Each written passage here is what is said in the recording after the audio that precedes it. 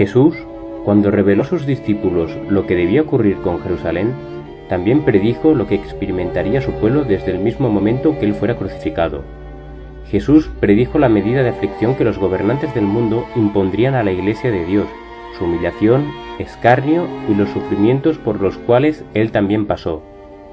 La enemistad que contra el Redentor del mundo se despertó iba a manifestarse contra todos los que creyesen su nombre. Los poderes de la tierra y del infierno se congregaron contra Cristo a través de sus seguidores.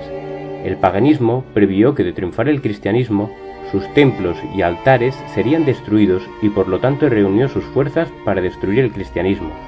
Así se encendieron los fuegos de la persecución y los cristianos fueron despojados de sus posesiones y expulsados de sus hogares. Muchísimos sellaron su testimonio con su sangre. Esas persecuciones empezaron bajo el gobierno de Nerón cerca del tiempo del martirio de Pablo y continuaron varios siglos. Los cristianos eran inculpados calumniosamente y señalados como la causa de las mayores calamidades, hambres, pestes y terremotos. Se los condenaba como rebeldes contra el imperio y la religión, arrojándolos a las fieras o crucificándolos. Debido a la persecución, tuvieron que huir a los lugares más desolados y solitarios. Bajo las persecuciones más feroces, esos testigos de Jesús conservaron su fe sin mancha.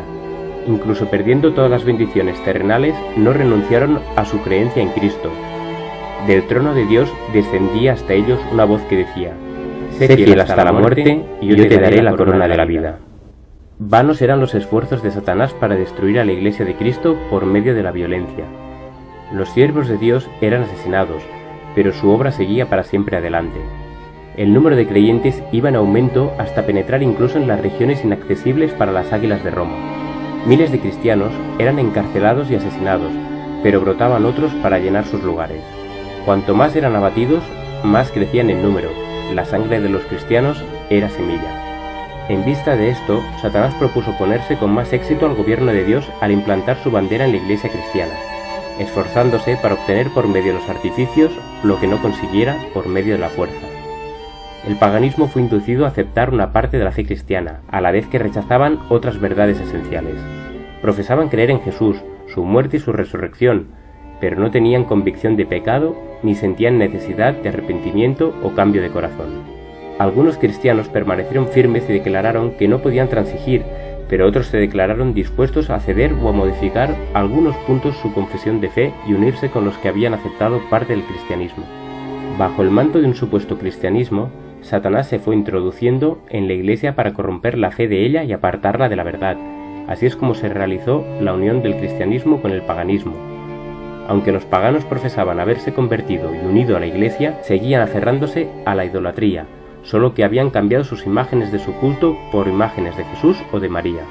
Las doctrinas falsas, los rituales supersticiosos y las ceremonias idolátricas se incorporaron a la fe y al culto. La religión cristiana se corrompió y la Iglesia perdió su pureza y poder. Sin embargo, hubo creyentes que no se dejaron extraviar por esos engaños. Los verdaderos cristianos se opusieron a los miembros de la Iglesia que, mientras profesaban tener piedad, daban secretamente cabida a la iniquidad. Mientras hubo persecución, la Iglesia permaneció relativamente pura, pero al cesar aquella se agregaron a esta quienes eran menos sinceros y consagrados, y así quedó despejado el camino para que Satanás pusiera un pie dentro de ella. Cuando los cristianos consintieron unirse con los paganos que solo se habían convertido a medias, entraron en una senda que los apartó más y más de la verdad. Satanás se alegró mucho de haber logrado engañar a tan crecido número de cristianos. Luego ejerció aún más su poder sobre ellos y los inspiró a perseguir a los que permanecían fieles a Dios. Entonces la Biblia no fue aceptada como regla de fe, y a la doctrina de la misma se le llamó herejía. Los pocos fieles resolvieron disolver toda unión con la Iglesia apóstata si ésta aún rehusaba desechar la falsedad y la idolatría, y la separación era necesaria si querían obedecer la palabra de Dios. Para asegurar la paz y la unidad estaban dispuestos a cualquier concesión, pero sentían que sacrificar un principio por amor a la paz era pagar un precio demasiado alto. Actualmente está ganando más terreno la opinión de que, al fin y al cabo, los principios cristianos no son de vital importancia y que por el bien común se pueden sacrificar dichos pilares de la fe. La vida de los cristianos primitivos y su conducta intachable eran un continuo reproche que turbaba la paz del pecador. Por tanto, eran odiados, perseguidos y finalmente muertos. Por el mismo motivo, Caín mató a Abel, y fue por la misma razón que los judíos rechazaron y crucificaron al Salvador. Entonces, ¿cómo puede llamarse al Evangelio un mensaje de paz?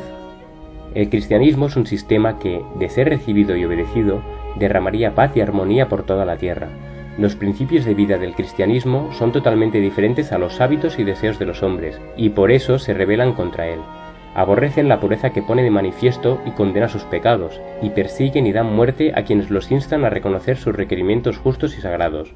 Es en este sentido que el Evangelio se llama espada. Previendo las dudas que asaltarían a sus seguidores en días de pruebas y oscuridad, el Salvador les dijo: «Acordaos de la palabra que yo os he dicho, el siervo no es mayor que su Señor. Si a mí me han perseguido, también a vosotros os perseguirán». Los que son llamados a sufrir la tortura y el martirio no hacen más que seguir los pasos del amado Hijo de Dios. El apóstol Pablo declara que todos los que quieren vivir piadosamente en Cristo Jesús padecerán persecución. ¿Por qué entonces parece adormecida la persecución en nuestros días? El único motivo es que la Iglesia se ha conformado a las reglas del mundo y por lo tanto no despierta oposición. La religión que se profesa hoy no tiene el carácter puro y santo que distinguiera a la fe cristiana en los días de Cristo y sus apóstoles. Si el cristianismo es aparentemente tan popular en el mundo, ello se debe tan solo al espíritu de transigencia con el pecado, a que las grandes verdades de la palabra de Dios son miradas con indiferencia y a la poca piedad vital que hay en la Iglesia. Reavivan la fe y el poder de la Iglesia primitiva, y el espíritu de persecución revivirá también y el fuego de la persecución volverá a encenderse.